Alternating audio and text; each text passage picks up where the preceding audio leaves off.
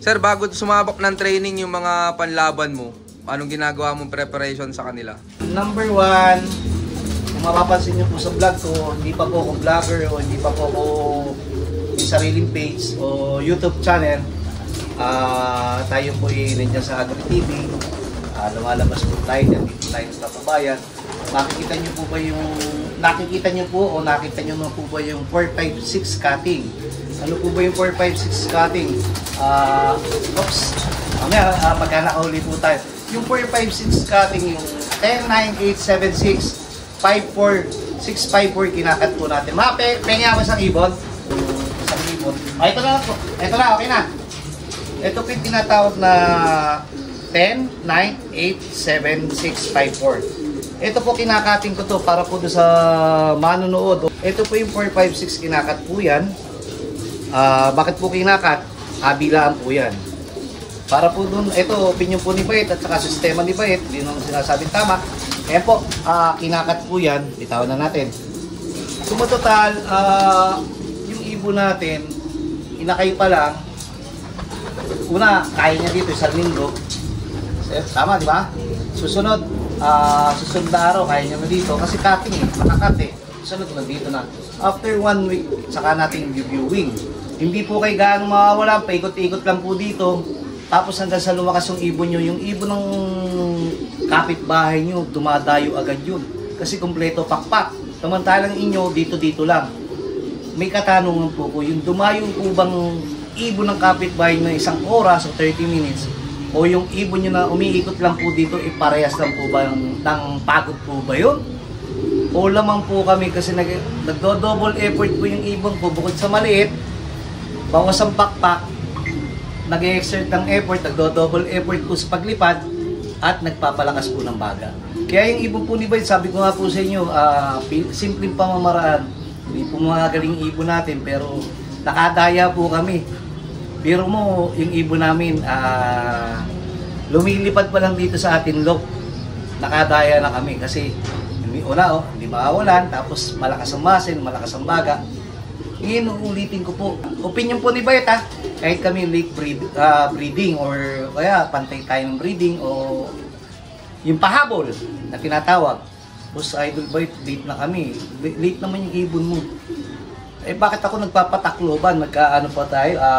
Super 6K takloban tracker. Okay, nagko-complete tracking tayo. Bata. Nagko-complete tracking po. Kasi nga po, yung sistema naman po namin, sa aking flyers do, pag naglipad po kami, o nag-training po kami, o yung pa-ranging po namin, papakawala pa kaming umaga para maglinis ng kulungan ng kalapate. Then, pagpasok po nung, papakainin po namin. Then, papakawalan po uli namin. Bahala po sila kung lumipad o hindi. Then, pagdating po ng tanghali, babalikan na naman po namin, papakawalan po namin. Tama po, di ba? Nakatakbo na po kami. Then, hapon, bago pa kainin, pakakawalan po namin. Kung sa inyo po 6 na buwan, akin 3 buwan pa lang o 4 na buwan. Kung 2 times lang po kayo nagpapalipad, kami 3 o 4 times magpapalipad. Magpapang-abot po tayo kahit anong obligasyon nyo. Kasi po, kami, bata yung ibon namin, 4 ang lipad. Sa inyo matanda ibon, 2 lang ang lipad. Malalaman nyo lang po yan pagka nagawa nyo na po o ginagawa nyo na po. Pero hindi ko po sila sabing tama to, pero kami po, dito po kami hiyang. Kung papansinin nyo po, ang kwento po namin, hindi lang po dito natatapos. Iba't ibang loop, o yung nakinig, o yung sumubok, may magandang resulta. Lagi ko nga sinasabi, dapat na magsalita yung resulta ng ibon, hindi po yung may-ari, hindi po yung naglipad. Kung paano po nangyari, ibig sabihin yung ibon po magsasalita. Kaya po ako, pagka nag-post po ako, sabi ko nga po sa inyo, kada season, meron po tayong laging magandang karangalan o may hatid ng itik. Gawa po ng sistema yan, gawa po ng programa yan, pero hindi ko po sinasabing tama yung amin, pero naaayon sa amin. At kayo po magaling din. Meron din po kayong naaayon na masigit pa sa amin. Kaya respetuhan po tayo doon sa mga nananalo at doon sa mga natatalo. Matuto po tayo doon kung saan po tayo nagkamali. Yun po importante dito. Hindi naman po tayo magaling lahat Si Bayet hindi rin po magaling, pero marunong po kami tumanggap ng pagkatalo at doon po kami nagpapakatibay kung saan po kami nagkamali. Kaya kami po kahit paano nakakasama hanggang dulo. Kwentuhan man o nakalaban namin yung champion, at least maging masaya tayo, nakalaban namin yung champion. Yun, maraming salamat sir. Pagdating naman sir sa feeding, pag derby na, ano yung diskarte mo sa loop mo? Ang feeding, wala namang tinatawag na, ay magdadagdag, magbabawas. Wala pong ganun. Ano yan, boto? Dagdag bawas. Hindi po, biro lang. Maging wise po tayo para sa pagboto. Ganun din sa pag-feeding. So matotal, ang feeding po, kung ano po yung nasimulan nyo, huwag na po kayo maniwala kay ganito kasi magaling to. Huwag na po kayo maniwala kay ganito. Sa sobrang likod nyo po, sa sobrang dami nyo pinapaniwalaan, naguguluhan na po kayo. Samantalang may sarili kayong sistema, tapusin nyo muna po kung alin nasimulan nyo. Ano po yan eh, kasi minsan malikot eh. Alam mo yung mayroon ka ng sistema, nasimulan mo na, pinakain mo ng ganito, di okay na yun, o ganito binigay mo, supplement, o di okay na yun. Pero kung babaguhin mo pa, parang katulad nyo po, sabi maganda daw yung gatas sa katawan, para sa basketball, painom kitang gatas, nasira yung tiyan mo. Paano gaganda ang performance mo? Hindi naman sanay yung sistema ng tiyan mo. I mean, meron isang supplement, oo, supplement, hindi siya gamot, pero hindi sanay yung sistema ng katawan ng ibon niya dyan, hindi sanay yung... Game. Yan, katulad po ng basketball yan, gatas. Sabi magandang uminom ng gatas, pero hindi po tanggap ng sistema ng katawan niyo, inom kayo basketball, nasira yung tiyan nyo, paano kayo makakalaro na maayos? Ganun din sa ibon. O maganda daw yung ganito, bigyan mo, oo, supplement, pero hindi alam ng katawan. Dapat yan, ini-introduce po 2 weeks before, o kaya pag derby, huwag nyo na-introduce po yan kasi masisira lang po. Opinion po at experience debate yan. Malalaman nyo yan, subukan nyo. Papuro na kayo, nakinig kayo, ganito magbigay ka ng ganyan. Tama yung binibigay nila. Pero sinimulan nila nung umpisa. Samantalang kayo, tumatakbo na yung programa nyo, derby na, o training o kung ano man, masisira po yung sistema ng katawan ng ibon nyo. Gawa na nagbigay po kayo ng bago. Yung po maganda para sa kanila. Mas maganda rin po para sa inyo kung sabay kayong mag-uumpisa. Pero kung during the race, pasensya po. Kayo naman ang tumuklas, kayo na rin sumagot. Ganun lang po kasimple po yun. Yan, maraming salamat sir. Eh, pag derby na sir ng laban sir, anong madalas mo nang magamit na supplements? Kung anong supplement ko doon sa Flyers Lab ko, ganun din yung supplement ko dito sa Breeders Lab ko. Paulit-ulit nga, dapat meron tayong hanggat maaari, ilista nyo, hanggat maaari, tandaan nyo.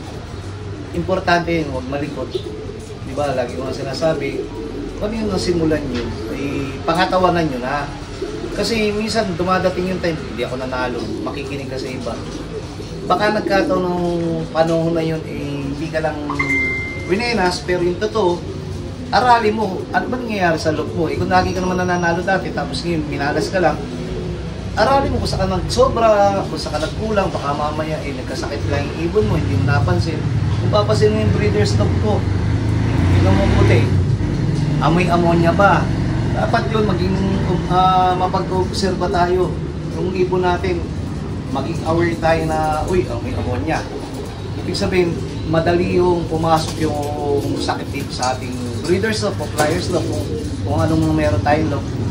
Hindi naman kailangan malinis na malinis. Ang importante, ma-monitor mo yung dumi nila.